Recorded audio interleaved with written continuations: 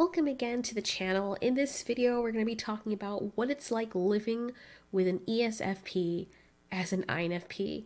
This is my personal experience that I've had with living with an ESFP for all of my life. My father is an ESFP, and I've also had a friend who was an ESFP as well. So I'm just been going down the outline of most of these things, and I'll probably add some little details. Anyways, let's start. First thing that you'll notice about ESFPs is they're always happy and positive. I mean, it takes a lot to get an ESFP down and to keep them down. They love being around INFPs because we share the same personality.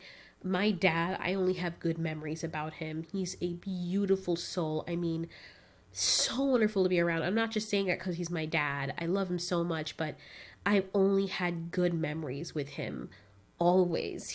I don't even remember him being in a bad mood. And for those very rare times where my daddy is in a bad mood, it is totally warranted. Also, it's very easy to get along with ESFPs and to be yourself totally with them. Your weirdness, all of that, they love it. The more weird and happy you are is the more that they like you. Now, if you're weird and closed off, they'll kind of be like, I don't know how to deal with this person. I'm gonna go. See you later. But they like being around other people that are emotional and love being happy and just have a good vibe about them. They might annoy INTJs very heavily. The other thing, I've also dated an ESFP, so weirdly enough, he and my father had the same name and they got along very well. But the other thing is they're very destructive, but they also bring the INFP out of their shell because INFPs are usually very comfortable with them. However, ESFPs can be highly annoying when the INFP needs space. My dad thinks that the idea that I need space and alone time is weird. That's literally the word that he used. He's like, because my mom is an INFJ and I'm an INFP, and I'm like, Daddy, we just need alone time. We just need alone time sometimes. We just don't like too much stimulation. We need to get away for a while. And he literally walks away and he's like, you guys are weird. They completely don't get the idea of alone time and space at all. It just completely goes over their head. So in that way, a lot of them don't really respect the idea. It's not that they don't respect you, they just don't get it. And I find that with a lot of extroverts. You'll say, hey, Daddy, can you not bother me? I need alone time. And 5 minutes later, they come and harass you. My dad's outside my door, knocking on my door like this. Meow. Meow. And I'm like, oh my fucking God, are you serious? And then I have to get mad at him for him to get the picture. Like, the only time I can get my dad to get off my ass about annoying me is when I get mad at him. And I hate doing that because my dad is such a nice person that I feel like the asshole. So that's annoying. The fact that they don't respect your space, and then when you get mad at them, then they sulk away. And I'm just like, dude, what is the matter with you? They're also very loyal friends. And they won't be afraid to get themselves in trouble to protect you.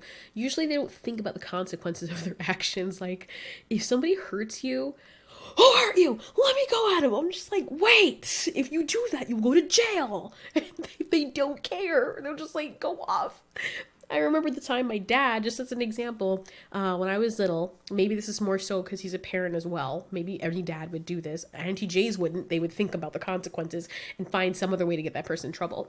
But a little boy had used a wire and hit me in my arm, and I was crying, and he's like, baby, what's the matter, princess? Daddy, boy hit me. Who hit you? And I pointed to the boy, and he parked the car, and he got out. So when he picked me up from school, and all the parents were watching. And then he went up to the little boy. I don't know what his face looked like, but the kid started crying before my dad got to him. And then he grabbed the boy by his shirt, and he pointed his finger. He pointed his finger at the little kid. The kid was bawling bloody murder, and I was in the car with my fingers wrapped, smiling like an evil person. Because I was like, I had tears running down my face, and I was just like, haha, that's what you get. And then all the parents just like, it was so freaking weird. Anyway, but yeah, ESFPs will do that. I had another friend, was actually the brother of one of the guys I dated, and he was an ESFP. His name is Mason. He was so freaking funny. He's the other kind of person that would stick up for you. Of course, he was always in trouble because he's always partying, always getting drunk, always with the wrong crowd, because ESFPs just accept everyone, even when they're bad for them. So they are very refreshing to be around, very loyal friends, if they're around you. I'll get to that later. They're also really bad with money. Holy crap, I have not met an ESFP in my entire life that's good with money. Horrible with money. Oh my god, they blow through money like nobody's business. And here's where it's funny, because the ESFP I've lived with is my father. And the thing is, my dad, he's an accountant. He'll give amazing advice, financial advice, what you should do. And he does this because he's generally trying to help people. But he himself is horrible at it. He'll even admit it. I'm like, Daddy, why don't you save your money? Like, you know, I give you cash, you can put away. No, I can't. Just do it the other way, because if I have cash on me, I'm going to spend it. And at least he owns up to it. But Jesus, it's like, dude, you don't have any self-control. So they're really bad with discipline from what I've experienced. The other thing is, for the ESFPs, you can always talk to them, but be careful, because if they think something is silly, they'll laugh in your face. They don't really mean any harm by it, but everything's fun for them. It's just like, why are you crying over that? It's so stupid. And they won't hide it. Like the time when Steve Irwin died, I was so heartbroken because I love animals and I loved watching Steve Irwin. It was just so sudden about the way he died, and he really inspired me. So I went downstairs and I was crying, and I held my dad, and he's like, baby, what's wrong? And I said, Steve Irwin died. And he started laughing. He's like, get off of me, it's so stupid. It's not that he doesn't care if someone died, but to him it makes no sense. I'm crying over someone that I don't know. And yeah, logically that makes sense, but he wasn't sensitive about it. Like, I'm crying my head out, and I had to call my mom. She's an INFJ. Had to call her at work, and I'm like, Daddy laughed at me. She's like, I'm so sorry, baby. You know, Daddy doesn't understand, you know, how sensitive we are, and blah, blah, blah. And it's true. ESFPs, why they themselves are sensitive, they're not tactful with certain things like that, or sensitive to people's feelings sometimes. Okay, the other thing is, ESFPs are easily influenced and do not like confrontation. Like I said, they get along with everyone. And if they get confrontation from someone that they respect or that they see as a leader, they'll back down and puss out, all for the sake of peace or not wanting to get into it. They hate fighting unless they're sticking up for their friends or something. In this case, the two examples I'm talking about, my father, of course, my mom wears the pants. She's the INFJ in the relationship. My dad, you get where I'm going with this. So she has to make all the grown-up decisions, and my dad makes grown-up decisions too, but he's bad at a lot of them.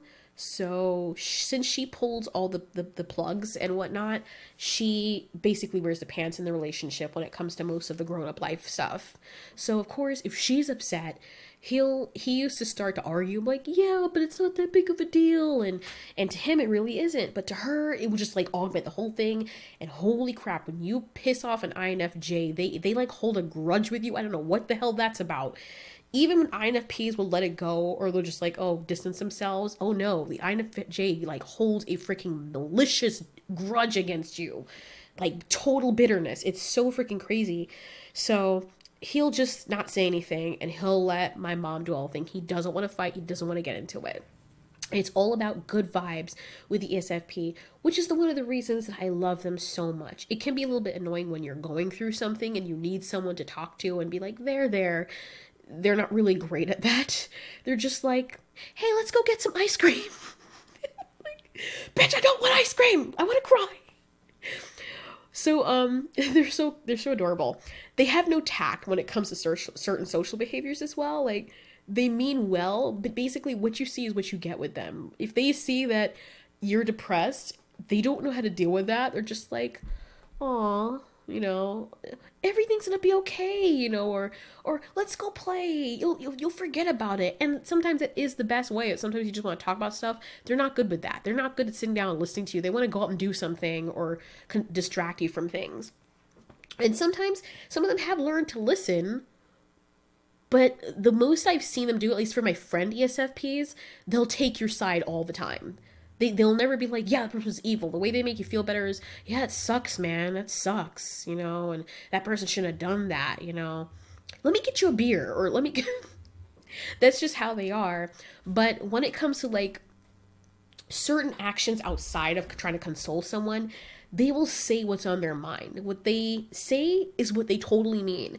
And sometimes that can get them in trouble at work or with other family members. My dad has gone through so many jobs, and and we were always wondering, he's the nicest person in the world. What happened? And when we have arguments with him at home, we can understand why, especially since I'm not from this country where people are like extra sensitive about certain things. My dad will say something, especially from his culture, which is totally fine. Like, for example, God, this sounds bad, but just as an example, not saying he said this, but just an example, a girl will wear, a really fat or overweight girl will wear something that's really tight and like the buttons are coming apart and you can see her belly kind of sticking through. And my dad will be the one to be like, hey, Sandra, you're really fat, I think this other dress would look better on you if your belly wasn't like poking through it.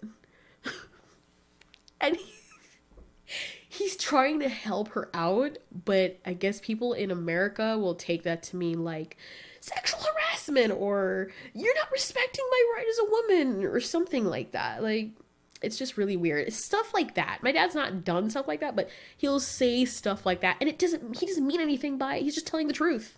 He's just being a people person.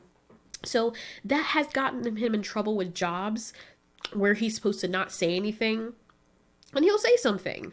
Like, one of the recent jobs he had, this woman came in and she was assigned her manager, her boss. She's supposed to report to him for everything. Well, she was always checking over the stuff that he gave her to somebody else who was beneath him or one of her coworkers. And he confronted her about it. And he said, hey, like, for example, her name is Lindsay, just as an example, that's not her real name. But he would say, Lindsay, why do you always ask Bob to fact check this or whatever? I'm your boss. That's very disrespectful. And also, when I talk to you about something and you're like, oh, what do you think? I'm just sitting here diddling my fingers the whole time. He'll say, that's very disrespectful. I'm your boss. If I ask you to do something, I expect it to be done a certain way.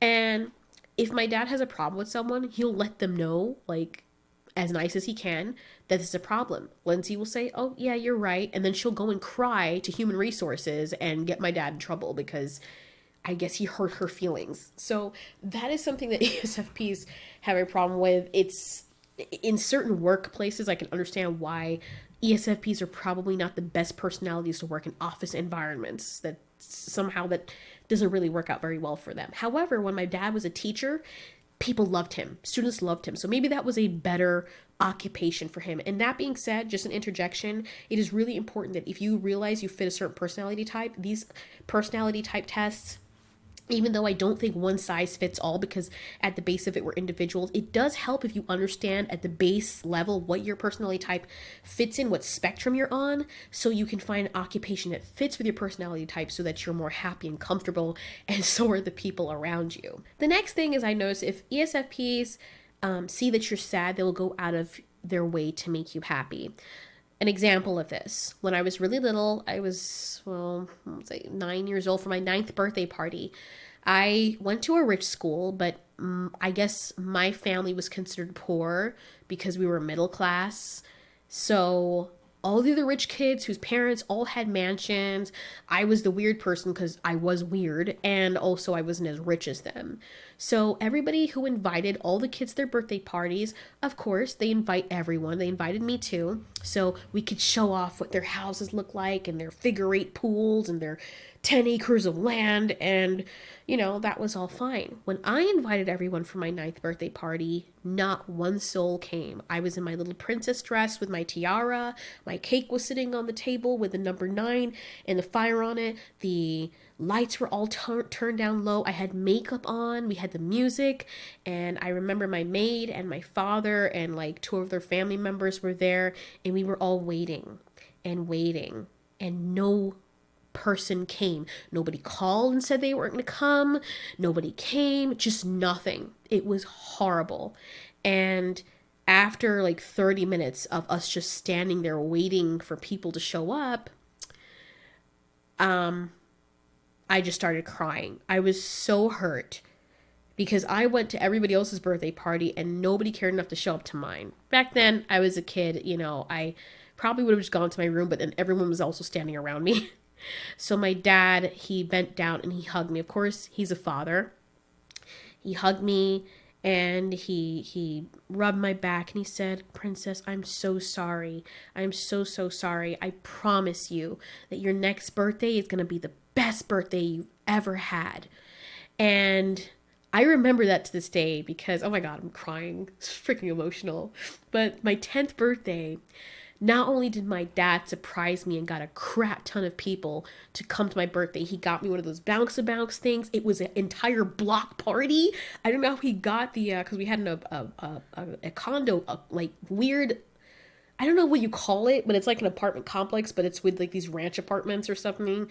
And then you have this big field in the middle. It was very beautiful, our little cul-de-sac. And he got all these people, and my best friend, who was also rich, I've always been to her house, but he got my best friend from school to also come there. And I was so surprised. Like, my dad, I don't know how much money he spent on that party. I drank Tia Maria, first time I've ever had alcohol. It was the best birthday I've ever had, ever.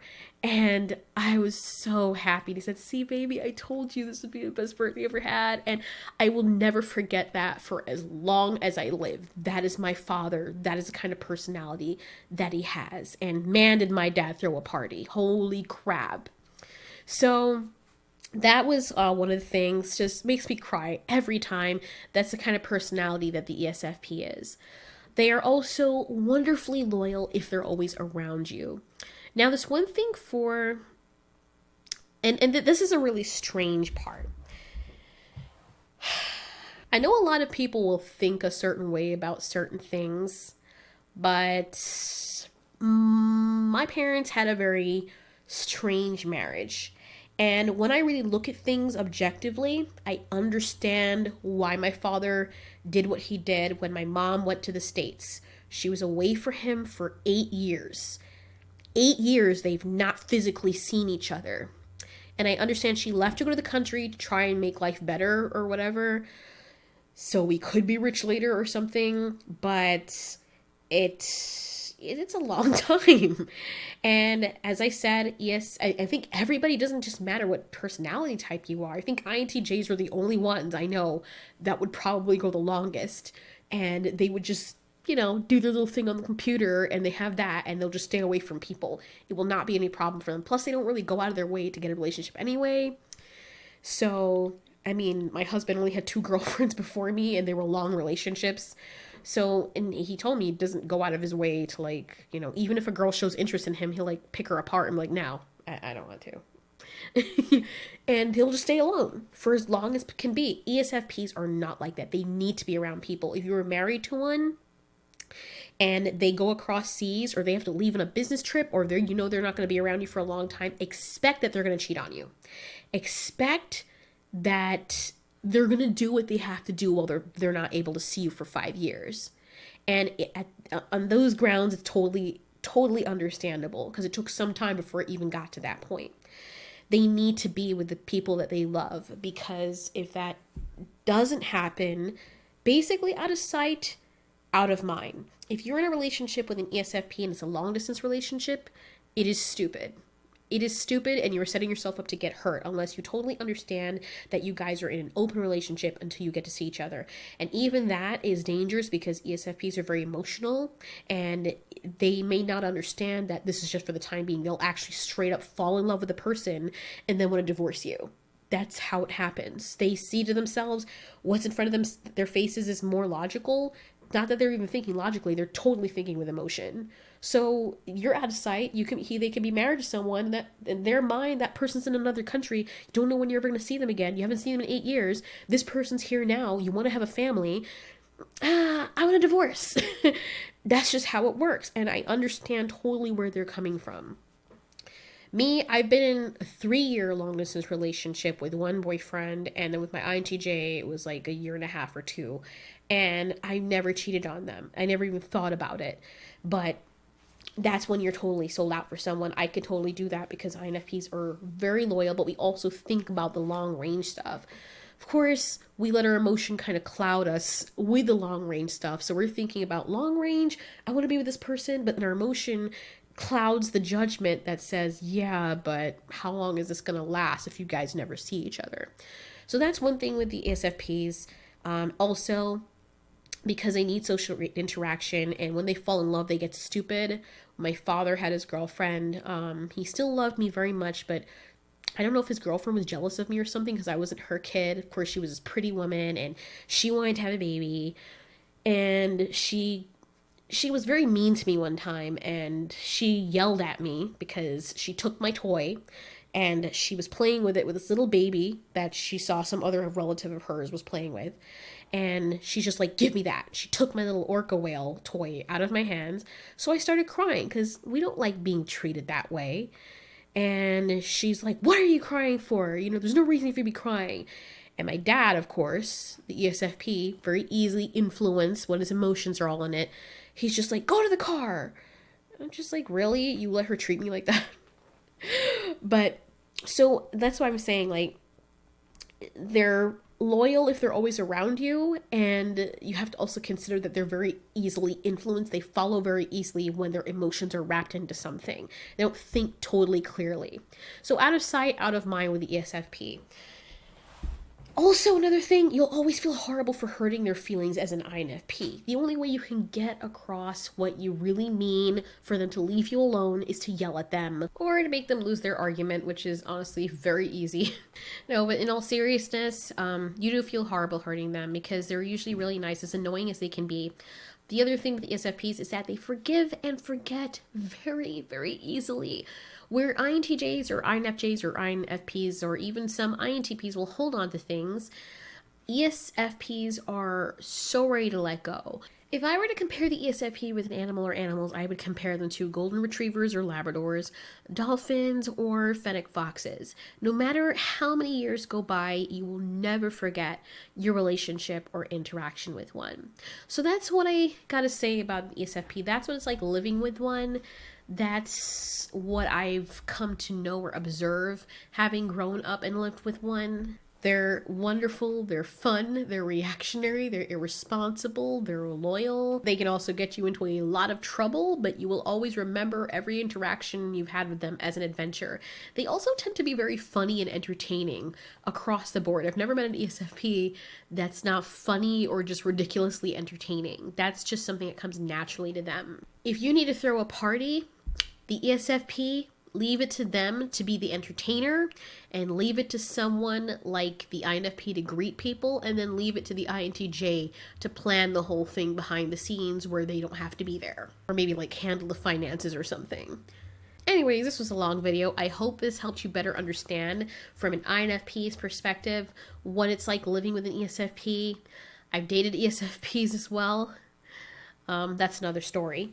But anyways, thanks a lot for stopping by, you guys, for leaving, whatever feedback you do. Sorry about the motorcycle. Anyways, if you have any other suggestions or any other subjects you'd like me to talk about on this channel, just ask.